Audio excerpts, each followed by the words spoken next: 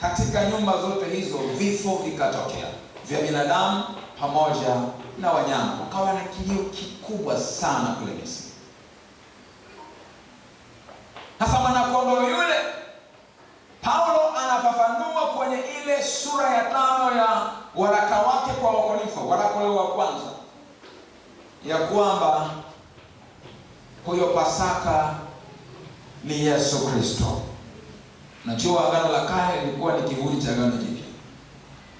Kwa hiyo mwanakondoo aliyekuwa amechinjwa alikuwa ni kondoo kama kondoo au mbuzi, mnyama. Lakini mambo yale yalifanywa kama kielelezo, yalifanywa kama mfano. Uhalisia wake sasa umekuja baadaye. Katika ule mstari wa 7 Paulo anapoandikia hawa Wakorintho anasema, kwa maana Pasaka wetu amekwisha kutolewa kuwa sadaka, yaani Kristo.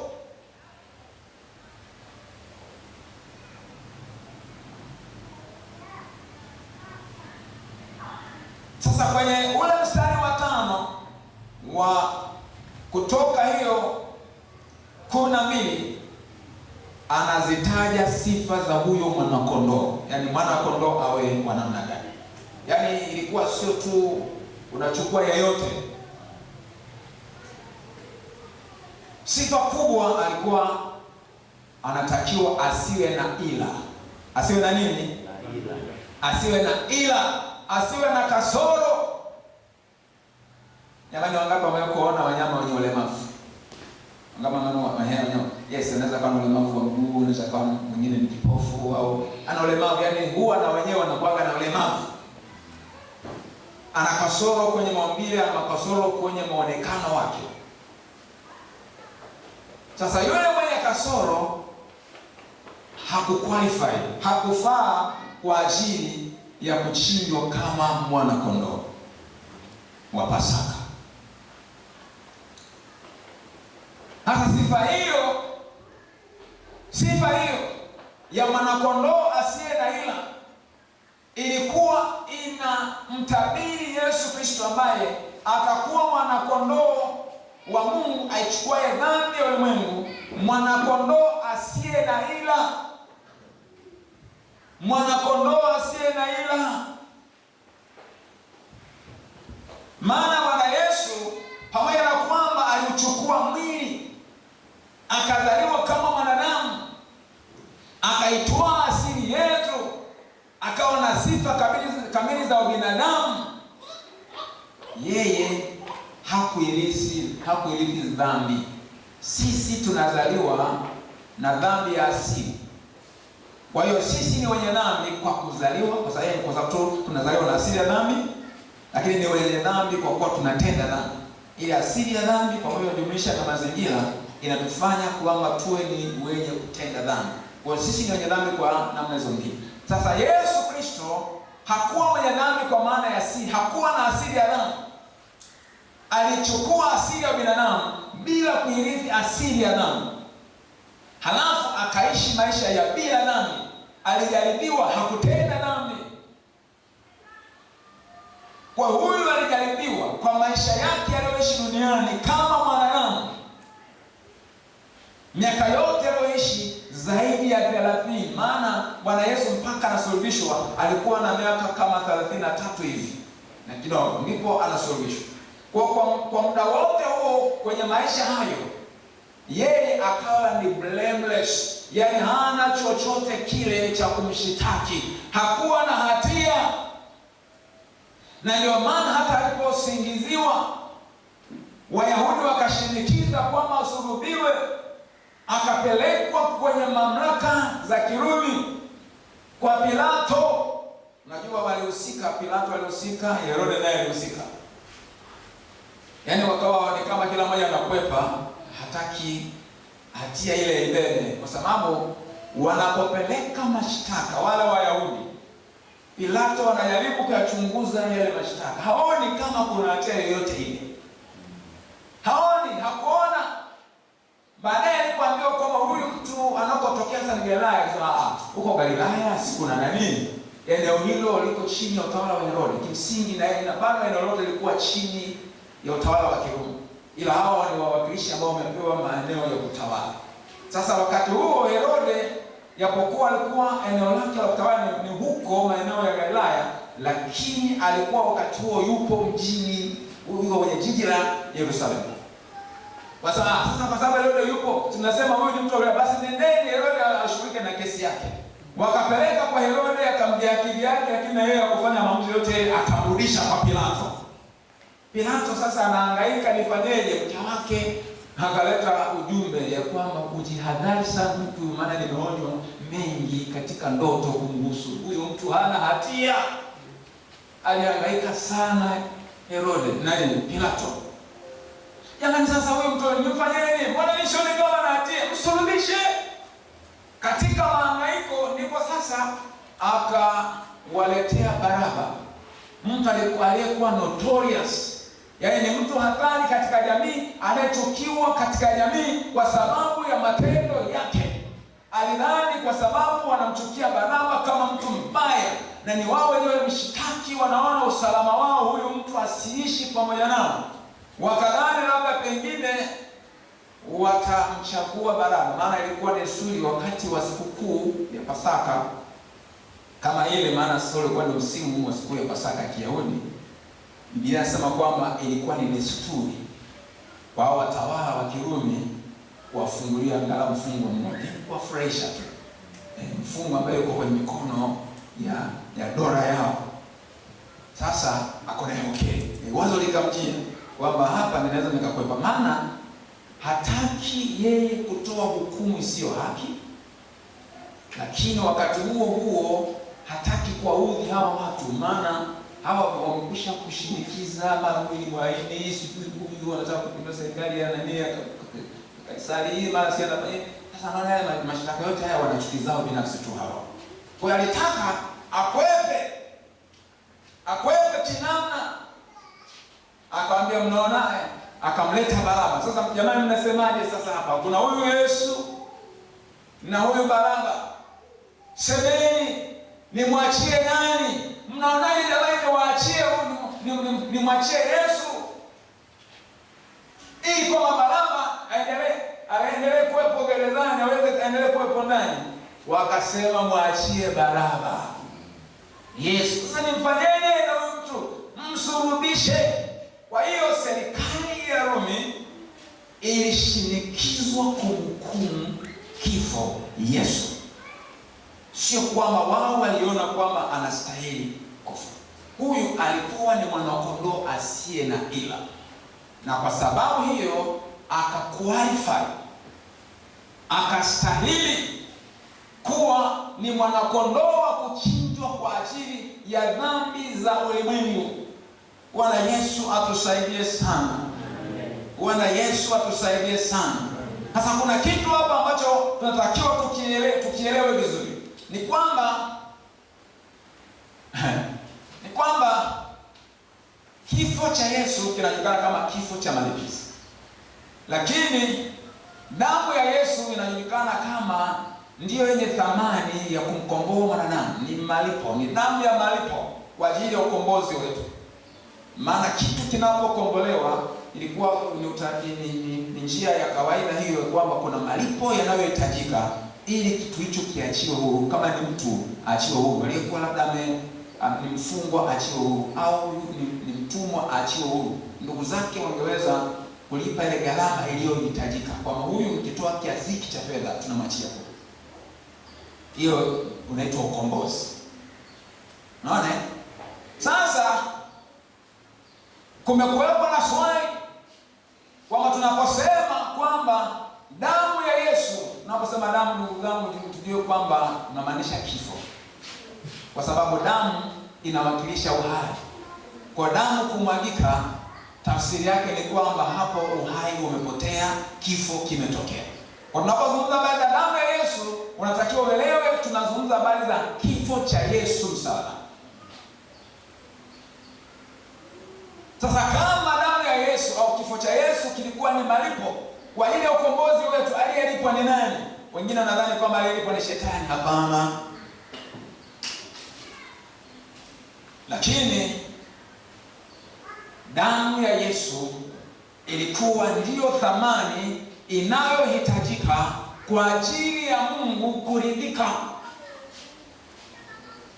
Mungu kuridhika katika kanuni zake, kuridhika ya kwamba mwanadamu anaweza kuwekwa huru kwa sababu ile ghadhabu yake, ile hasira yake, ile adhabu yake imekwisha kutolewa kikamilifu. Lile neno ya kwamba hakika utakufa ukila matunda ya mti huu wa ujuzi wa mema na mabaya, maana yake sasa, anapopatikana asiye na hatia akafa kwa niaba ya huyo aliye na hatia, Mungu anaridhika. Maana yake kile ambacho Mungu alikuwa amekisema kinakuwa kimekwisha kutimia. Halafu huyu mwingine anaachwa huru. Ndio maana sasa Yesu alikufa kwa niaba yetu. Badala ya mimi na wewe kufa, kama neno la Mungu linavyosema mshahara wa dhambi ni mauti, Yesu akafa kwa niaba. Na kwa sababu yeye alikuwa hana hatia yoyote, ni mwanakondoo asiye na ila, kifo chake kikawa kina thamani ya kutosha wanadamu wengine wote, maadamu tu wakimwamini huyo Yesu, wanaachwa huru. Kwa hiyo tatizo la Mungu linakuwa limeisha. Yametoka pamoja? Tatizo la Mungu linakuwa limeisha, kwa Mungu sio muongo. Alisema kama utakufa, kifo kweli kimetokea.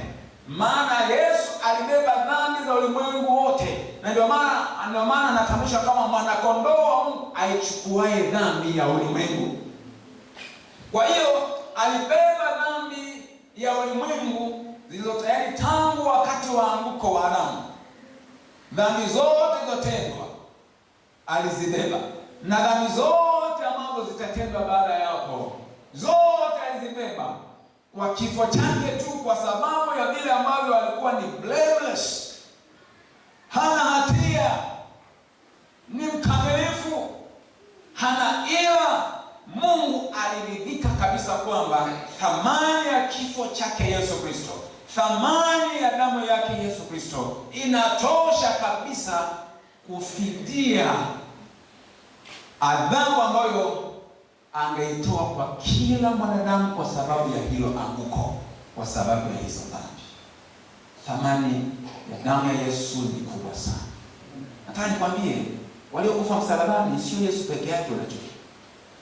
Wala kifo cha msalaba hakikuandaliwa kwa sababu tu ya Yesu. Kuna waliokufa vifo mkubwa, waliohukumiwa na wakafa vifo vya msalaba hata kabla ya Yesu. Maana ile ilikuwa ni njia ya Kirumi ya kuadhibu watu wenye makosa makubwa kama ya uhaini. Kosa la uhaini lilikuwa ni kosa kubwa sana, jaribio la kupindua dola, ambalo kifo na adhabu yake ilikuwa ni kifo. Kwa hiyo wasio Warumi walikuwa wao wanaikwa msalabani. Na kwa upande wa huko sasa Yerusalemu, mahali ambapo adhabu hiyo ilikuwa inatolewa, hapo panaitwa Golgotha, kwa maana ya fuvu la kichwa. Ilikuwa ni mlimani na ilikuwa ni njia kuu ya kutokea na kuingilia jiji la Yerusalemu. Na mtu alikuwa anaandikwa pale hafi siku moja, amegongolewa misumari pale na yuko chini ya ulinzi wa askari. Atakaa siku ya kwanza anateseka kwa maumivu, damu inaendelea kuchuruzika. Siku ya kwanza hajafa, siku ya pili hajafa, wengine anaweza akachukua siku 3 hata zaidi. Anakuja kufa wakati ameteseka sana, na watu wanapita njia wanaona, na wanapoona vile na yale maumivu, ni onyo kwamba msije mkatenda kosa kama la huyo.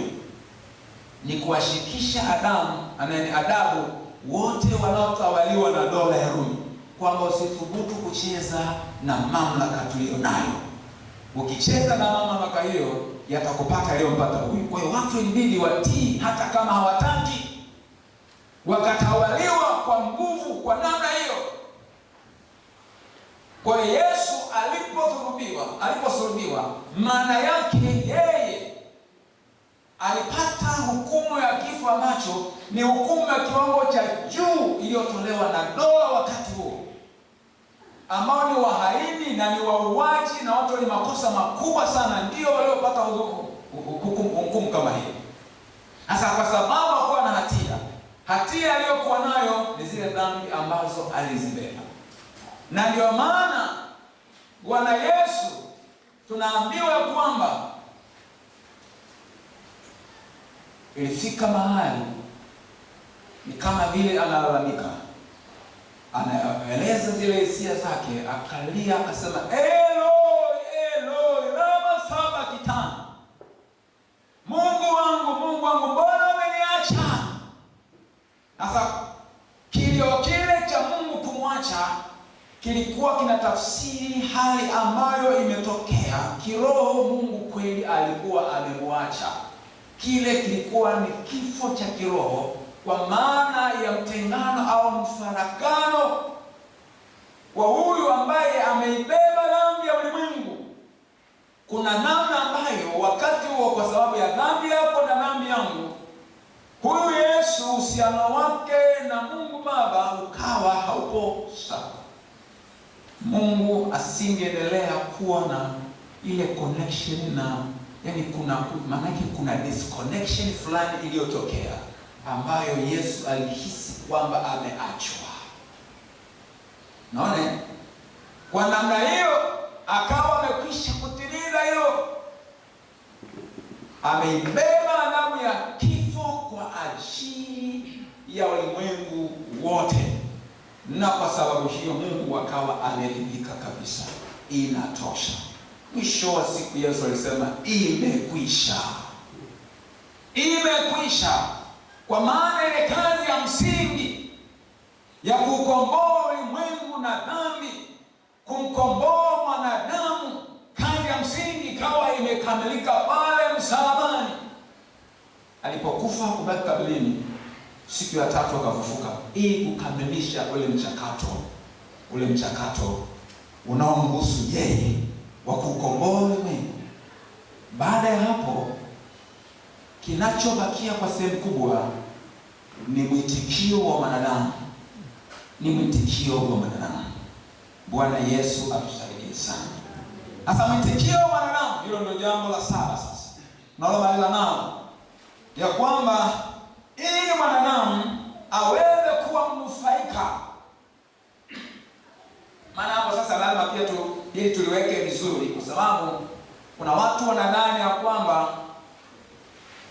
kwa kuwa Bwana Yesu alikufa msalabani kwa ajili ya dhambi za ulimwengu, kwa kuwa yeye ni mwana kondoo wa Mungu achukue dhambi ya ulimwengu, wao wana generalize, yani wanachukua kwa jumla ya kwamba wanadamu wote dhambi zetu zimechukuliwa na Yesu.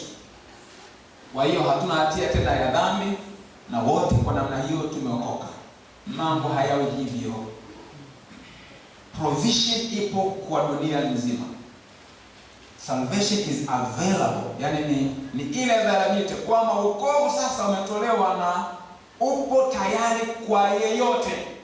Lakini ni lazima masharti yazingatiwe. Masharti makuu ni imani na toba. Hayo masharti makuu. Response kubwa ya huyo mwanadamu namba moja ni imani na toba.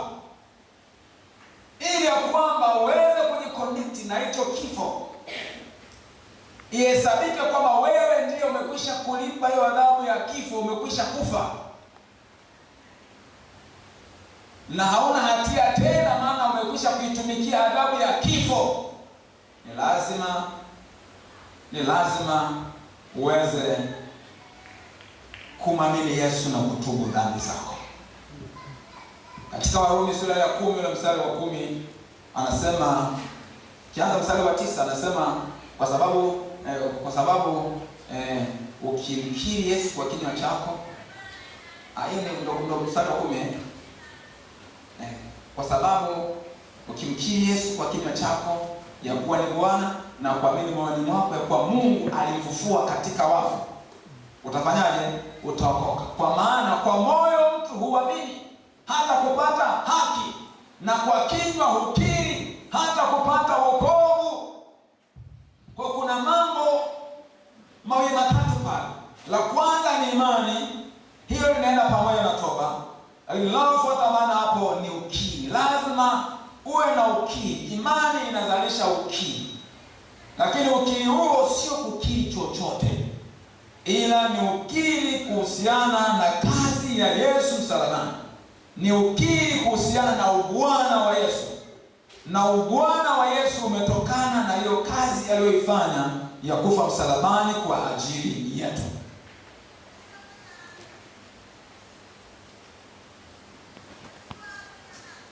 Kwa hiyo kwa imani yako na ukiri wako ni kama vile unaingizwa kwenye ulimwengu wa roho, ambako huko sasa hakuna mipaka ya muda na mipaka ya kijiografia. Ni kama vile unarudishwa nyuma wakati huo Yesu alipokuwa ameandikwa msalabani. Hata kabla ya hapo, wanapopigwa ile mijeledi, alafu amegongwa kwa msalabani, ameteseka hapo. Nilisema kwamba pale walikuwa wanakaa watu hata siku 3 au zaidi, lakini Yesu alikaa muda mfupi zaidi, si kwa sababu kilichomuua Yesu kwa haraka ni uzito wa dhambi alizokuwa amezibeba. La sivyo wengine ndio nasema wanakaa zaidi hata ya siku 3, lakini Yesu hakukaa, alikaa tu masaa kadhaa alafu akafa. Sasa maandiko yanaonyesha wazi, ukisoma Warumi sura ile ya 12 kule mstari wa 1, tunaona vile ambavyo kwa njia ya ubatizo, na kimsingi ubatizo ile ni ishara ya nje ya kile ambacho kinafanyika kwa njia ya imani, kinachofanyika kwa njia ya imani. Anasemaje pale Warumi 12 mstari wa 1? Sio hiyo. Okay. Huko nimeana ni kwingine. Ni sura ya 6. Warumi sura ya 6 kuanzia mstari wa 1. Sio 12. Warumi 6 kuanzia mstari wa 1 unasemaje? Aliyepata some cha falsafa hapo. Tuseme nini basi? Tudumu katika dhambi ili neema izidi kuwa nyingi? Hasha! Sisi tulioifia dhambi tutaishije tena katika dhambi? Bwana anasema sisi tulioifia dhambi tunashije tena katika dhambi. Mstari wa 5. Hamfahamu ya kuwa sisi sote tuliobatizwa katika Kristo Yesu tulibatizwa katika mauti yake? 4. Basi tulizikwa pamoja naye kwa njia ya ubatizo katika mauti yake, kusudi kama Kristo alivyofufuka katika wafu kwa njia ya utukufu wa Baba, hivyo hivyo na sisi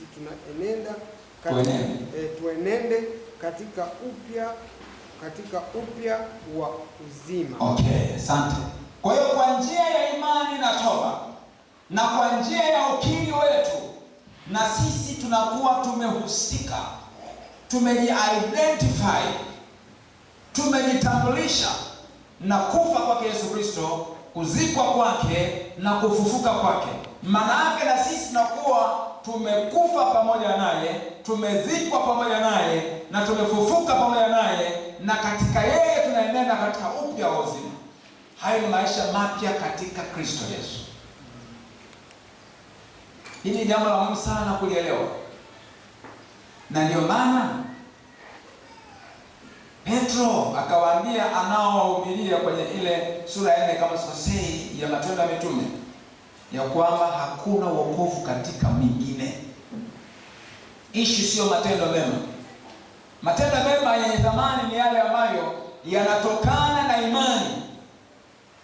Umemwamini Yesu Kristo na kutubu dhambi zako, umekufa pamoja naye, umezikwa pamoja naye, umefufuka pamoja naye, unaenenda katika upya wa uzima, kwa maana kwamba unaishi maisha mapya katika Kristo Yesu.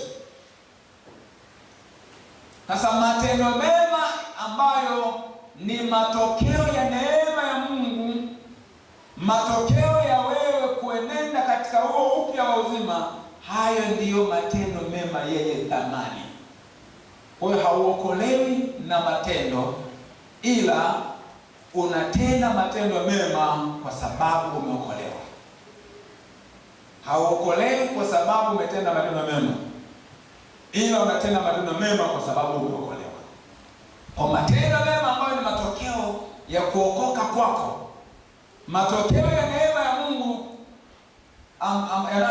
na hiyo neema ambayo umepokea kwa sababu ya kumwamini Yesu Kristo, kumkiri na kutubu dhambi zako, hayo ndio matendo mema ambayo yana thamani mbele za Mungu. Bwana Yesu atusaidie kuelewa. Bwana Yesu atusaidie kuelewa. Kama unamwamini Yesu Kristo na kutubu dhambi zako, maana yake umekufa pamoja naye, alafu umezikwa pamoja naye, lakini haujabaki kaburini. Kama ambavyo Yesu hakubaki kaburini, na wewe hukubaki kaburini, na wewe ukofufuka pamoja naye. Na ndio maana ili tuelewe kirahisi, Mungu akatengeneza utaratibu wa kubatizwa katika maji. Tunayafanya hayo kwa kielelezo cha ubatizo. Tunapobatizwa, maana yake sisi tumeshajiungamanisha na Yesu kwa kumwamini na kutubu dhambi zetu. Sasa kwa ishara hiyo, tunapozamishwa kwenye maji, maana yake tunazikwa pamoja na Yesu. Tunapoibuka kutoka kwenye maji, maana yake tunafufuka pamoja na Yesu. Na baada hapa tubaki kwenye maji, tunaendelea na maisha, tunaenda katika upya wa uzima. This is very powerful truth. Bwana Yesu atusaidie sana. Kwa jambo hilo la muhimu, mambo hayo ni muhimu, lakini tumalizie na hili jambo la mwisho katika uchambuzi wetu, ni kujidhabihu. Huko kuenenda katika upya wa uzima kunataka tuishi maisha ya kujidhabihu. Warumi 12 mstari wa kwanza tunaambiwa tuitoe miili yetu iwe dhabihu iliyo hai, takatifu, ya kumpendeza Mungu, ndiyo ibada yetu yenye maana. Hasa maisha ya kujidhabihu ni yule mtu ambaye amekufa pamoja na Kristo, akazikwa pamoja na Kristo, akafufuka pamoja na Kristo. Sasa huyu anaenenda katika upya wa uzima, anaishi maisha mapya katika Kristo Yesu. Katika Wakorintho wa pili sura ya 5 mstari wa 17 tunaambiwa kwamba hata imekuwa mtu akiwa ndani ya Kristo amekuwa kiumbe kipya, ya kale yamepita, tazama yamekuwa mapya. Sasa huyu ambaye anaenenda katika upya wa uzima, huyu ambaye anaishi maisha mapya katika Kristo Yesu, anatakiwa kuishi maisha ya kujidhabihu. Maisha ya kujidhabihu ni pale ambapo umefika mahali unatambua kwamba wewe sio mali yako mwenyewe. Wewe ni mali yake yeye aliyekununua. Tumenunuliwa kwa damu ya thamani ya Yesu Kristo. Sisi ni mali yake yeye aliyetuumba, lakini sisi ni mali yake yeye ambaye ametununua tulipokuwa tumepotea katika damu. Kwa damu ya thamani, Yesu huyo ambaye Mungu aliridhika kwamba kwa kupigwa kwa Yesu Kristo, kwa kufa kwa Yesu Kristo, kwa Yesu kumwaga damu yake msalabani, inatosha kabisa. Huyo alikuwa ni mwana wake yeye mwenyewe wa pekee. Sasa tunatakiwa na sisi tuishi maisha ya kujidhabihu. Tutambue kwamba sisi ni mali yake yeye. Tusiishi kama tunavyotaka sisi, tuishi kama anavyotaka yeye. Bwana Yesu atusaidie sana. Bwana wasimulia hapa mfano, hicho kitu si kwa nini kimenikaa sana kwenye fahamu yangu. Ni miaka mingi sana imepita, lakini mpaka leo huwa nakumbuka yule mtu aliyebandika kwenye basikeli yake. Tunaona vile vinanifanya unawekaga kwa nyuma pale, vinakuwa na maandishi. Anasema siishi utakavyo wewe, naishi nitakavyo mimi. Ule usemi mpaka leo huwa si usahau. Ndivyo ambavyo watu hata waliookoka leo hii wanaishi maisha fulani hivi ya kama yuko independent, yana uhuru wa kufanya atakavyo, kuishi maisha yake. Na falsafa za demokrasia, jamani, sisemi kwamba demokrasia ni mbaya, lakini sisi ambao tumekuzwa kwenye falsafa za demokrasia, wakati mwingine tuna apply vibaya yanapokuja mambo ya rohoni. Mungu atusaidie. Uhuru katika Kristo Yesu haina maana ni uhuru wa kuishi tutakavyo. Uhuru katika Kristo Yesu ni uhuru mbali na dhambi, ni uhuru mbali na shetani. Tumehamishwa. Neno la Mungu linasema kwamba yeye ametufanyaje? Ametuhamisha na ametuingiza katika ufalme wa mwana wa pendo lake, katika Kolosai 1:13. Tupo huru mbali na dhambi, tupo huru mbali na mkono wa adui, lakini hatupo huru kufanya tutakayo, maana sisi tumeondoka kwenye utumwa wa shetani, utumwa wa dhambi. Ili kwa hiari yetu wenyewe tunapojidhabihu, sisi tunajiweka kwenye status ya watumwa. Sisi ni watumwa wa Mungu, tunayafanya yale ayatakayo yeye aliyetuokoa. Na kusema Yesu ni Bwana, maana yake ni mmiliki, maana yake ni mtawala. Kwa maisha ya kujidhabihu yanahusisha utumishi wetu kwa ujumla katika ufalme wake. Maisha ya kujidhabihu yanahusisha utoaji wetu wa zaka na sadaka. Na ndio maana toleo la zaka lina utata mkubwa sana, kwa sababu hilo ndilo toleo ambalo linaongoza kwa kukunyima wewe uhuru kwenye utoaji wako. Tuko pamoja? Mgogoro mkubwa wa utoaji wa zaka ni kwa sababu utoaji wa zaka ni utoaji ambao unakunyima wewe uhuru. Mtu anaweza akatoa hata vyote alivyo navyo, akaamua tu atoe inapokuwa ni hiari yake, amejisikia tu. Hata wenye dhambi wao wanatoa jamani.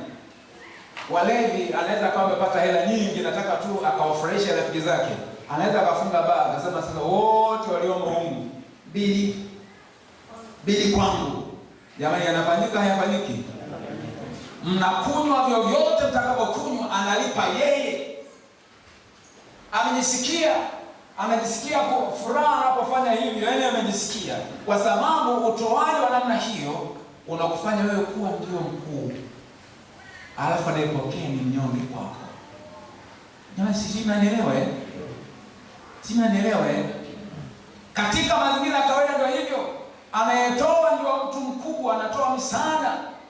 Mpokeaji wa misaada ni mtu mwenye daraja ya chini, ni mtu anayehitaji msaada, mtu fulani mnyonge fulani, ni mtu asiye na nguvu. Anayetoa ndio mwenye nguvu. Sasa tunapokuja kanisani kwa habari ya utumishi wetu mbele za Mungu katika muktadha wa makanisani, inatokea mara nyingi sana wale ambao wamejaliwa kuwa na fedha nyingi, wapo ambao huwa wana utayari wa kutoa, lakini wanataka watoe kama mabwana, sio kama watumwa wa Yesu.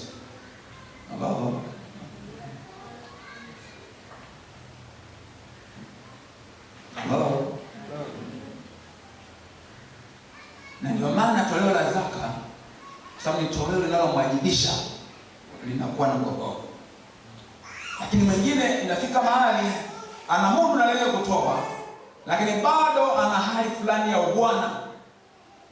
Na ndio maana huyu mtu akihitilafiana na mchungaji au na kanisa, anagoma kutoa. Alafu inakuwa ni njia ya kumwadhibu mchungaji au kuliadhibu kanisa, ili mtambue umuhimu wangu, kwa sababu utoaji wake unampa satisfaction ya kwamba yeye ni mtu muhimu. Kukosekana kwake kuna madhara yatatokea. Jamani, tufanye kidogo operation. Jamani, wangapi kwa hiyo operation? Hiyo ndio operation. Kwa hiyo kama wewe unatoa ukiwa na mentality hiyo, hapa tuna ujenzi na wiki ijayo tutakuwa na harambee. Lakini unatoa ukiwa na mentality gani? Kama mtawala au kama mtumwa? Bwana Yesu atusaidie.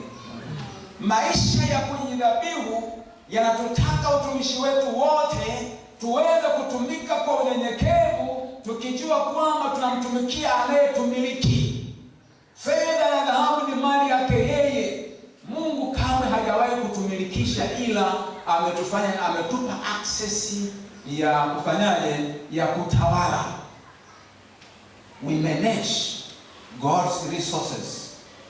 Yani tunazimanage, sisi ni tunazitawala, lakini yeye anabakia na umiliki. Fedha na dhahabu ni mali yake, anabaki kuwa mmiliki. Anataka wewe pamoja na vyote unavyodhani ni vya kwako ujidhabihu na hivyo vyote, unaenda mbele za Mungu. Unajua hata wana wa Israeli wakati Farao analeta ubishubishi hataki kuachilia, Musa aliweka msimamo kwa maelekezo aliyokuwa anapokea kutoka kwa Mungu ya kwamba tunatakiwa kwenda na vyote, tusiache chochote. Tunatakiwa kwenda sisi wenyewe na wake zetu na watoto wetu wa kiume na wa kike, wadogo kwa wakubwa, na ng'ombe zetu na mbuzi zetu na pesa zetu na viatu vyetu na mavazi yetu na kila kitu. Maana tutakapoenda huko Mungu atataka nini? Tunaenda tukiwa available kwamba tumekuja Mungu, yaani nimekuja mimi kukuabudu, lakini sijabakiza chochote. Maana ninajua kwamba vyote ni mali yako.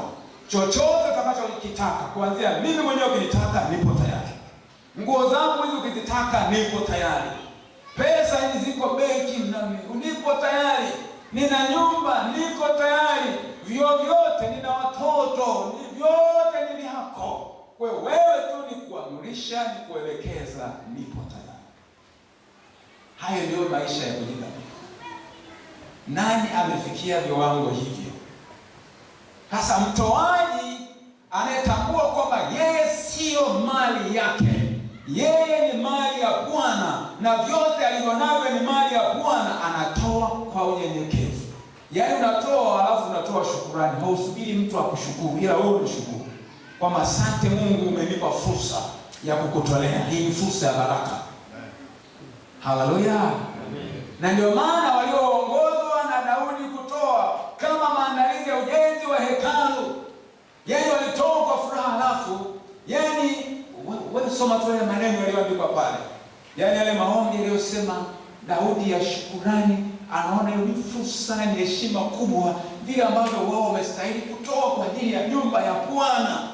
Yaani ukitoa wewe mshukuru Mungu, amekupa uwezo kutoa 10,000, mwingine hana uwezo wa kutoa hiyo, amekupa uwezo kutoa 100,000. Nasema Mungu asante kwa sababu umeniamini, umenipa uwezo huu, ninaweza nikatoa hata 10,000, nikaitoa hiyo 100,000, nikatoa hizi milioni 10, ili kazi yako iende mbele. Umenifanya mimi kuwa chombo, kazi yako iende mbele. Asante Mungu. Mtu anaenda hiyo, ukiwa na attitude ya namna hiyo ya unyenyekevu, Mungu atakuzidishia zaidi. Kiona unaanza kutumia utajiri ulionao, mali ulizonazo, uwezo ulionao, vipaji ulivyo navyo, ili uweze kudraw attention. Nadhani yaani uthaminiwe kama mtu fulani ni special. Wewe ni mwimbaji mzuri, lakini unaacha maksudi kuingia kwenye huduma, kama ni kwenye kwaya, kama ni kwenye praise, ili tu kukosekana kwako yaani uweze kuleta vionjo, ijulikane kwamba leo fulani hayupo. Alafu ndio furaha yako kwamba watu wametambua kutokuwepo kwako vile ambavyo kuna leta shida, na vile ambavyo uwepo wako na kuhudumu ni jambo la baraka. Unaizuilia zaka yako ili mchungaji na baraza la wazee waanze kuhangaika namna ya kuendesha mambo, maana ni kweli fedha zinahitajika. Na ikifika mahali ukiona mchungaji wako anajaribiwa kukunyenyekea kwa sababu na uwezo, lia sana mbele za Mungu. Hicho kitu ni kibaya sana, kwamba huyu naye ni mwanadamu tu, sababu hangaiko ya maisha na utumishi, mapito, mambo magumu, anajaribiwa kama mwanadamu kunipa heshima ambayo sistahili, maana hizi mali za Bwana. Ukiona mchungaji anajaribiwa kukunyenyekea kwa sababu wewe una uwezo, mchungaji wako au kiongozi wako wa kiimani anajaribiwa kukunyenyekea na kukupa special attention kwa sababu wewe una vipawa tu fulani maalum, ama kupeti fulani hivyo, na tatizo namna tu ili kwamba sikupoteze. Hebu ogopa sana, maana hiyo sio salama. Kuna mhindi mmoja kule Iringa, mwanamke mmoja hivi alikuwa na tatizo la mtoto wake, amehangaika sana, lakini baadaye sijui nani aliyemwelekeza, akawa ameenda kwa mtumishi wa Mungu mmoja hivi akamwombea na tatizo likaisha. Yule mhindi akawa amempa Yesu maisha yake, lakini ni tajiri, ni kanisa la kijijini, unajua, yaani pale Iringa. Sasa alienda Munduli kule nje kabisa ya mji huko, kanisa tu fulani ambako hakana Yeye alilazimika sasa kuanza kubadilisha yale mazingira ili angalau yafanane na hadhi yake. Kabadilisha, kujenga vizuri pale, kana nini ndani kapendeza, mambo kupendeza, vitu vizuri. Yaani yule Muhindi alianza kununulia nguo mpaka washirika inaowapendeza, ili akikaa huko angalau afanane, yani awe na watu ambao angalau wanaendana hivi. Lakini bahati mbaya walianza kumsonga wachungaji. Sasa wanaenda kijijini huko, kanisa kale, sisi tungekuja tu hapo hapo. Walianza kumsonga, baadaye wakamvuruga akaacha imani. Bwana Yesu atusaidie. Tuishi maisha ya kujidhabihu. Tujue kwamba, tutambue kwamba sisi na vyote tulivyo navyo, iwe ni pesa, iwe ni mali, iwe ni vipaji, iwe ni elimu ulionayo, uwezo fulani ambao unaweza kufanya kitu ambacho mwingine hawezi kufanya, vyote hivyo tunatakiwa tuvitoe kwa Bwana, ili Bwana atutumie atakavyo yeye, maana sisi ni mali yake. Na tukifikia leo hizo sasa, hapo ndipo tutakuwa wanufaika zaidi wa hiyo damu ya Yesu, wa hicho kifo cha malipizi cha Yesu Kristo. Tutanufaika, maana michakato ya wokovu haishi tu wewe kusamehewa dhambi na ukawa mtu uliokoka ukawa ni mwana wa Mungu. Haishi hapo. Lakini wokovu ni tendo endelevu la kuboresha maisha yetu na kutufanya tuwe na uwezo wa sisi kuwa effective, kuwa wafanisi katika kujenga ufalme wa Mungu. Kwa hiyo inahusisha mambo mengi ambayo bado tunahitaji neema. Na mwaka huu tunamwamini Mungu kwa habari za neema ya kutawala. Neema ya kutawala. Ili chanzo chake kinaanzia kwenye kifo cha malipizi cha Yesu Kristo. From there, kuanzia hapo ndipo sasa uelewa wetu unapojengwa kwa usahihi katika neno la Mungu, ndipo urejesho au ile neema ya kutawala inarejeshwa kwetu, na maisha yetu yatakuwa ni maisha yenye baraka, yenye ustawi, yenye mafanikio kwa utukufu wa Bwana. Sasa muda wangu hauniruhusu kuendelea, lakini siku nyingine tutachambua matumizi sahihi ya damu ya Yesu. Maana leo hii kuna matumizi ya ajabu. Mara sijui kunyunyiza damu, mara sijui kujimwagia damu, mara sijui kunywa damu ya Yesu, mara sijui kufanyaje damu ya Yesu. Kwa hiyo damu ya Yesu kuna namna ambayo kumekuwa na upotoshaji mkubwa. Kama tutapata kibali Jumapili ijayo, kama tupata kibali tukachambua hilo kwamba ni matumizi yapi ambayo hatujaelekezwa kwenye neno la Mungu. Na usijali kwamba labda kuna matokeo fulani yanayoshuhudiwa kutokea baada ya watu kufanya hivyo. Unaosema kwamba the end does not justify the means. Mungu ni wa rehema sana. Tunakosea mengi. Kwa hiyo unaweza kupata matokeo chanya, lakini ni kwa huruma tu za Mungu, kwa sababu anaendelea imani ambayo ndani yake ina ujibu. Lakini unatakiwa uendelee kujifunza, ufanye vitu kwa usahihi zaidi. Usishikilie ujinga. Amen. Kwa tutajifunza wakati mwingine kuhusiana na vile ambavyo tunatakiwa tunaji-identify vipi katika ile maisha endelevu ya imani na damu ya Yesu Kristo, na vile tunavyotakiwa kuepuka matumizi yasiyo sahihi ambayo yanaendelea sana kwa utani. Tuishie hapo. Tusimame kwa miguu yako. Kristo, tafadhali nje tuweze kumwabudu Mungu na tuweze kuhitimisha kwa maombezi.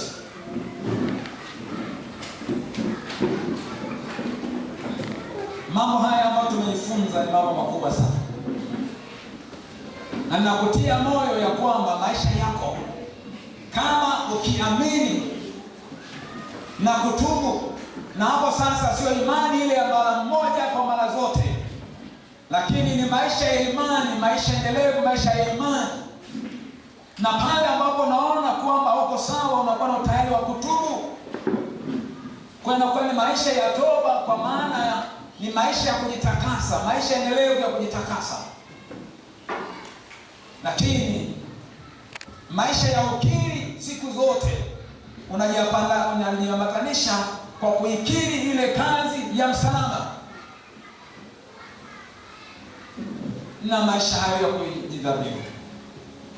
Nataka nikutie moyo kwamba ukiyafanya haya, maisha yako hayatabaki kama yalivyo siku zote.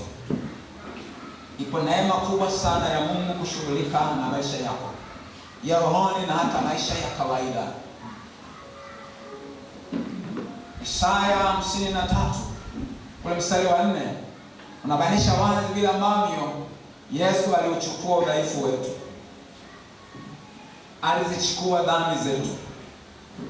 Adhabu ya amani yetu ilikuwa juu yake, na kwa kupigwa kwake sisi tumepona.